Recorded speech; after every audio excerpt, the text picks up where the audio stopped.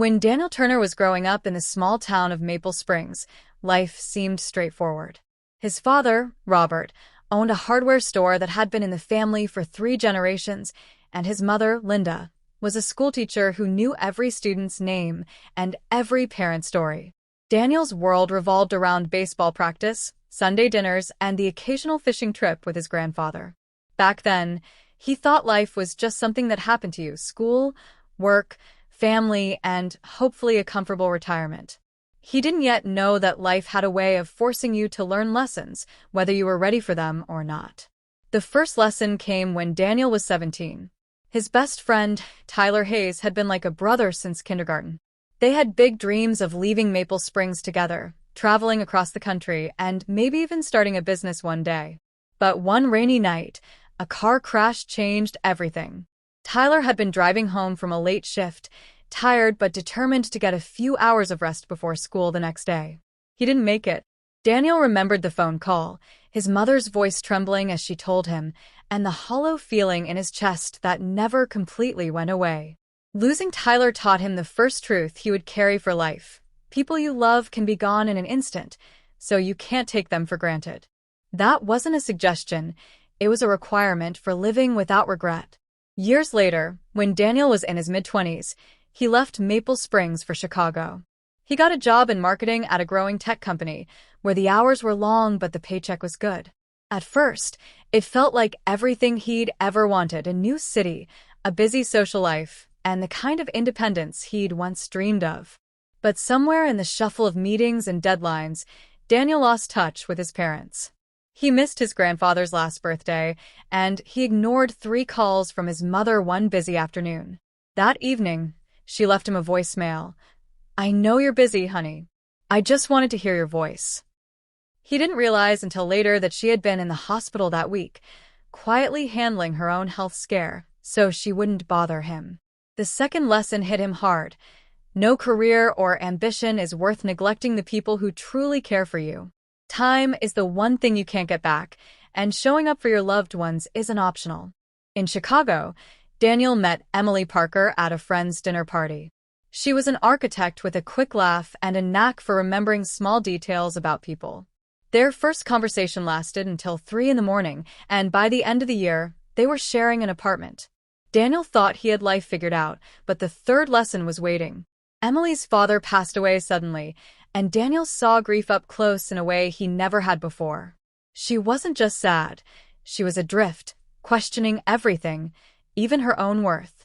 Daniel wanted to fix it for her, to come up with the right words, but he learned that sometimes love isn't about solutions. It's about being there, listening, and holding someone through the storms they can't navigate alone. Patience and compassion weren't just nice qualities, they were non-negotiable parts of any real relationship. Marriage followed, then a small house on the outskirts of the city. Daniel and Emily welcomed their first child, a boy they named Noah.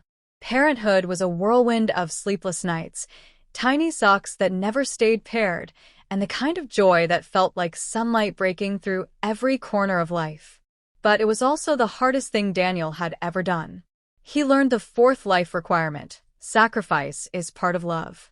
You give up your comfort, your free time, sometimes even your dreams, because another life depends on you.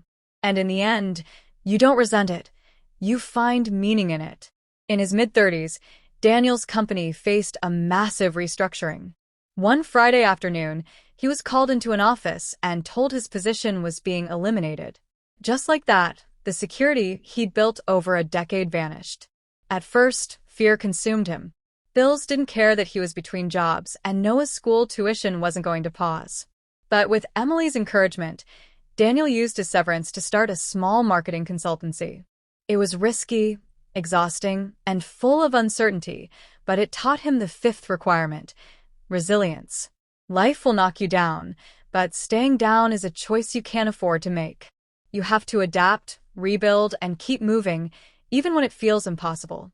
By the time Daniel was in his 40s, life had given him both blessings and bruises.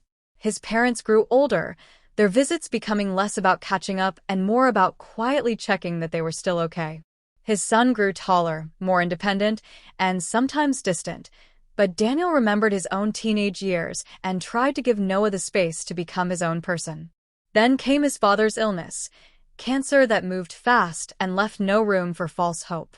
Daniel was there for the hospital visits, the late-night talks, and the silent moments when there was nothing left to say. After his father passed, Daniel realized the sixth and perhaps most sobering requirement: gratitude for the present. The people in your life won't be there forever, and the moments you share with them are the real treasures you carry forward. In his 50s, Daniel began mentoring younger colleagues and even some local high school students who wanted careers in business. He told them stories, not lectures, about Tyler, about missing his grandfather's birthday, about holding Emily when her world fell apart, about losing his job, and about saying goodbye to his dad. He noticed how their eyes would change when they realized these weren't just nice ideas for a motivational speech. These were survival tools.